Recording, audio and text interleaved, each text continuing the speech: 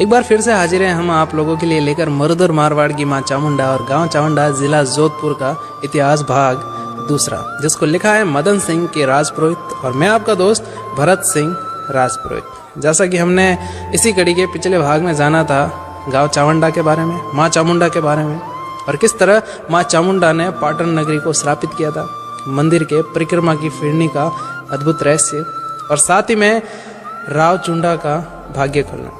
और आइए जानते हैं इससे आगे का। राव चुंडा मंडोर आने जाने लगा। द्वारपालों की नजर राव चुंडा पर पड़ी और उन्होंने चुंडा राठौड़ को पकड़कर दरबार में ले गए। इंदो जी ने पूछा कि नवयुवक कौन हो और तुम्हारा घोड़ा इतना हष्टपुष्ट कैसे है?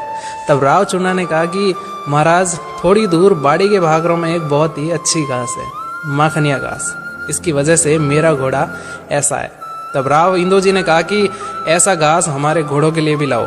राव चुंडा इसी फिराक में थे और उन्होंने अपने मित्रों की 5-5 की टोलियां बनाई और हर घास के गाड़े में ढाल तलवारों सहित बिठा दिया और मंडोर में प्रवेश किया।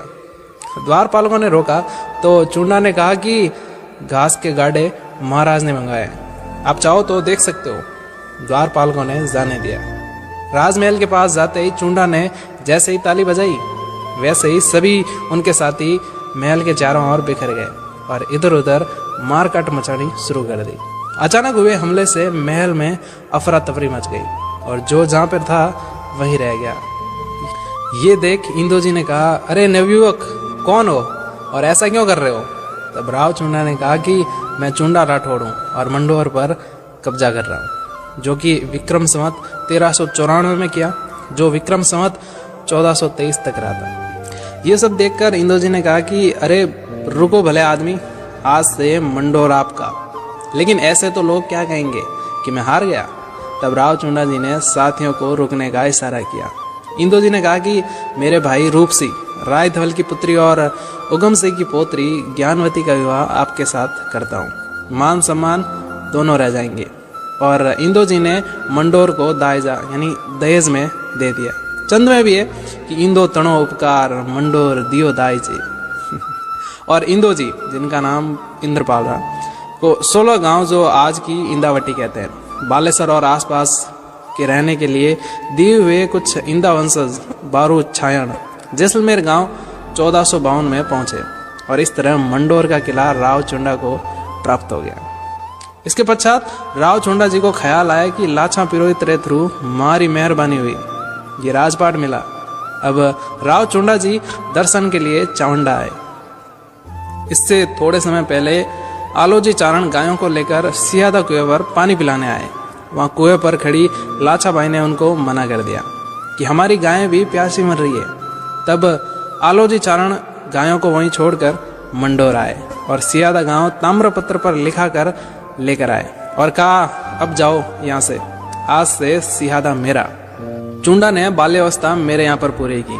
तब तारोजी और परिवार आगोलाई के पास सेवा मगरा में आकर रहने लगे तथा लाछाबाई को रमणिया परणाई।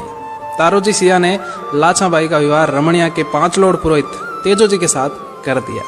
दर्शन को आए राव चुंडा ने लाछाबाई को बुलाया और चुंडा जी ने कहा कि मांगो, जो मांगना है वो मांगो। तब उन्होंने कुछ भी लेने से मना कर दिया। तब राव चुंडा जी ने 4 गांव पियर पक्ष को, जिसमें भाटेलाई, हिंगोला, बम्बोर और नेहड़ दी, और 4 गांव ससुराल पक्ष को, जिसमें चावंडा, भैंसेर, इटावा और झाड़ासनी, जिसे भक्तासनी भी कहते हैं, ताम्रपत्र पर लिखकर दिए। और इसके बाद राव चुंडा ने अपनी इष्ट देवी चामुंडा का मंदिर मंडोर में बनवाया।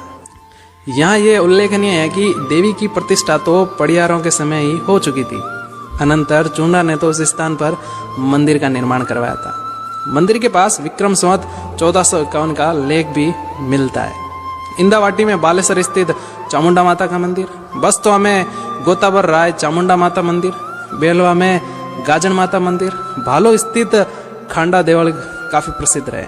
मंडोर स्थित पड़ियार नाहड़ राव का स्मारक उनके सिद्ध पुरुष होने का एहसास कराता है। विक्रम संवत 1017 में नाहड़ राव जी ने मंडोर कोट बनवाया।